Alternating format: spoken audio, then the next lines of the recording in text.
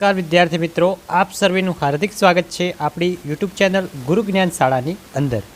વિદ્યાર્થી મિત્રો, આજના આ વિડીયોની અંદર આજે આપણે ધોરણ 12 વિષય ગુજરાતી વિષયની અંદર પાઠ નંબર 11 જે છે ઉર્મિલા એ ચેપ્ટરનું આજે આપણે સ્વાધ્યાયનું સંપૂર્ણ સોલ્યુશન આ વિડીયોની અંદર કરવાના છીએ। તો વિડીયોને તમારે છેલ્લે સુધી સ્કીપ કર્યા વગર મિત્રો પૂરેપૂરો જોવાનો છે અને જો ચેનલ ઉપર નવા હોય તો ચેનલને પણ અચૂકથી સબસ્ક્રાઈબ કરી લેવાની છે। તો ચલો વિદ્યાર્થી મિત્રો, વધુ ટાઈમ વેસ્ટ ન કરતા વિડીયોની શરૂઆત કરીએ।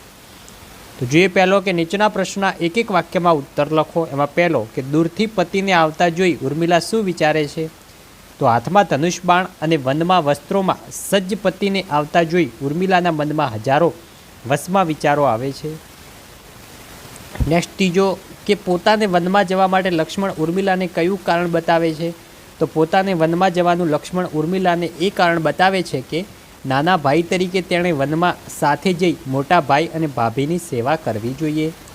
મિત્રો, પ્રશ્નના ક્રમ આડાવડા થઈ ગયા છે, જોઈ શકો છો। પહેલો છે ઉર્મિલા શા માટે બહાવરી બની? તો ઉર્મિલા પોતાના પતિ લક્ષ્મણ પણ મોટા ભાઈ રામ અને ભાભી સીતા સાથે વનમાં જાય છે એ વાત સાંભળી ઉર્મિલા બહાવરી બની છે।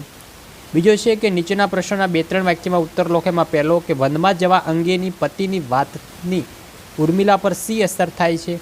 તો પોતાના પતિ વનમાં જાય છે તે વાત ઉર્મિલાએ સપનામાં પણ વિચારી નથી અને ક્યારે મનમાં પણ આણી નથી। એવી વાત હકીકત છે તે જાણીને ઉર્મિલાને સાપે દંશ દીધો હોય તેવું લાગે છે। તેનું લોહી ફીકું પડી જાય છે। આ વાત સાંભળીને ઉર્મિલાનું હૈયું ચીરાઈ જાય છે અને આંખો પહોળી થઈ જાય છે। તેને પોતાના દેહની પણ સુધબુધ રહેતી નથી। લાકડાની પૂતળી જેવી થઈ તે પોતાના પતિની સમક્ષ ઊભી રહે છે। જોઈએ બીજો કે પતિની વાતનો ઉર્મિલાએ શો જવાબ આપ્યો? તો લક્ષ્મણ વનમાં જાય છે તે વાત સાંભળી ઉર્મિલા સ્તબ્ધ થઈ જાય છે। તેને અત્યંત આઘાત લાગે છે, પરંતુ તે લક્ષ્મણ પોતાના મોટા ભાઈ અને ભાભીની સેવા કરવા માટે વનમાં જ સાથે જાય છે તે સાંભળી તે સ્વસ્થ થઈ લક્ષ્મણને કહે છે કે વહાલા, તમે ધર્મનો વિચાર કરીને તમારા ભાઈની સેવા માટે જાઓ છો તો આ સત્કાર્યમાં મારાથી અવરોધ કઈ રીતે ઊભો કરી શકાય?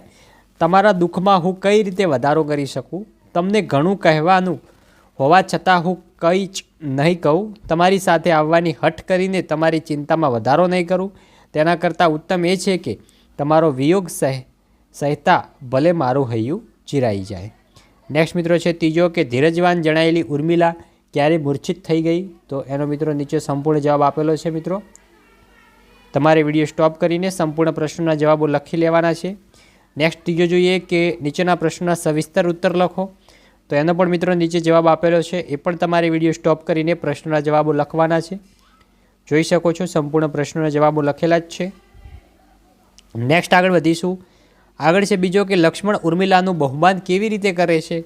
તો એનું પણ નીચે સંપૂર્ણ જવાબ આપેલો છે। મિત્રો, તમે વિડીયો સ્ટોપ કરીને પ્રશ્નોના જવાબો લખી શકો છો।